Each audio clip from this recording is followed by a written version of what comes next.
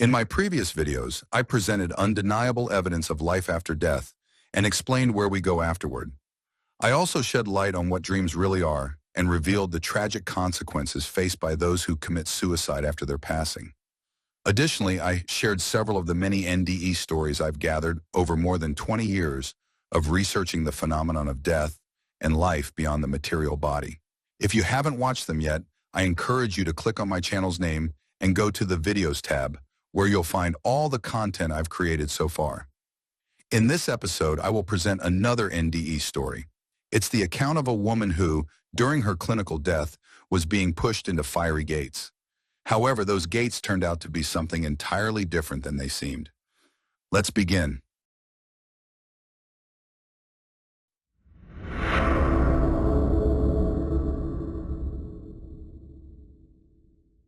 I was admitted to the hospital for a routine repeat C-section. I recall being put under in deep sleep. Other words, no recollections. Then I heard the anesthesiologist calling out my blood pressure. His voice was calm and deliberate. Suddenly I materialized at the ceiling, to the right of my body. I saw my body and knew it was mine. I saw the surgeon. He was listening to some country western music, and suturing my body, beginning from the left, he was progressing to the right. He was Asian, and I found it interesting his choice of music. Everything was in color. I looked at the body several times and knew it was mine, but I felt complete objectivity with it. I asked, within my own thoughts, if I was hungry or need anything. No. It was wonderful where I was. I had no problems or cares. Listening to the dropping blood pressure, I knew the body was going to die if I did not return. It was not a concern of mine. Then I heard the following. 25. Suddenly I was plunged downward, almost like being sucked into some vortex. Everything was black.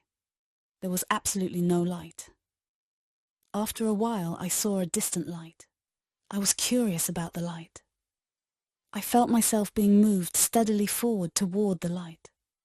When I was about 50 feet away, I noticed the light appeared to be flames coming from inside a doorway. There was a dark, ominous figure to the right of the outer doorframe. He appeared evil. His right hand kept beckoning me inward in kind of a rolling hand motion. I became very afraid. Sounds like soul-wrenching screams, not screams of pain, but screams of the soul, emitted from the fire behind him. I tried to pull back, but discovered I could not. On either side of me, there appeared soul guides.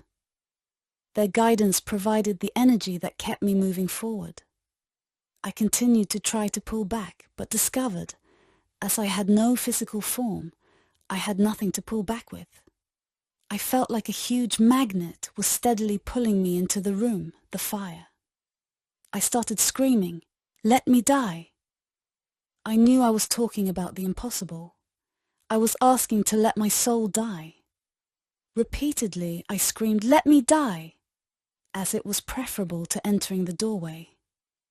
I knew I was back in my body, but I did not want to be there. I wanted to be in the first place above everything.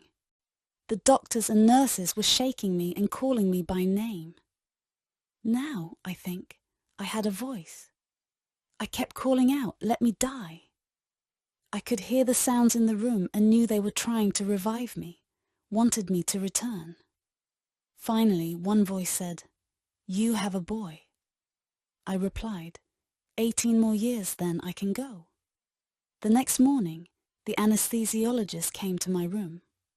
He looked deep into my eyes and asked me if there was anything I remembered. I nodded my head up and down.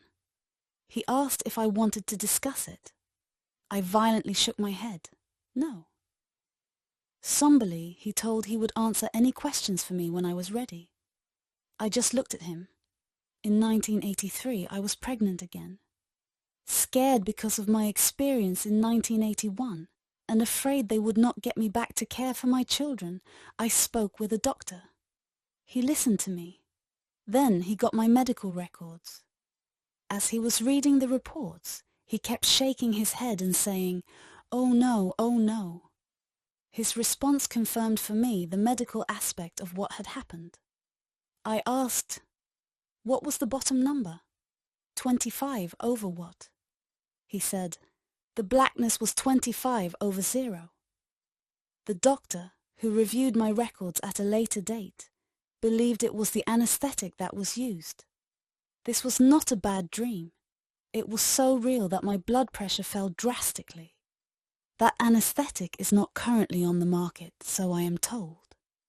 I thought it was something called Kennington, but it could have been ketamine."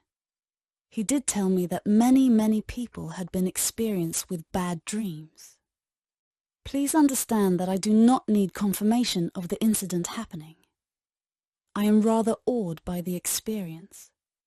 I changed my life tremendously as I became keenly aware of the presence existence of God, and my accountability with him is very clear. And here is yet another NDE story that provides us with immense knowledge about life beyond the material body. Shortly after leaving her physical body, our protagonist felt wonderful, floating above it. She described having no needs or worries during that time. The fate of her abandoned body didn't concern her either. However, everything changed when her body began to regain its vital functions. That's when she was drawn into a dark vortex, at the end of which fiery gates awaited her, along with a sinister figure that commanded her to enter them. Alongside this figure came so-called soul guides. At first glance, one might think the doors led to some infernal world. However, they turned out to be a portal through which she returned to her body. But is our current world truly so far removed from being called an infernal one? Most people imagine hell as a place of relentless physical and psychological torment. However, I know there are various types and levels of what we call hell, and without a doubt, compared to existence in non-material realms, our current material world can be described as one of the infernal worlds. That's why I often call it the subworld of the world of suffering.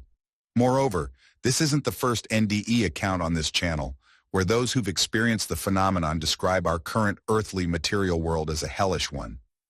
The protagonist of today's story resisted returning to her body so strongly that she would have preferred complete annihilation. This is very telling.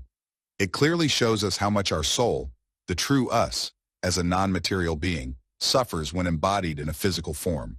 Once again, I want to emphasize the importance of leaving the world of suffering and returning to our true home. If you'd like to learn how to achieve this, and how to deal with various dangers in non-material realms after leaving the body, I encourage you to check out my publication.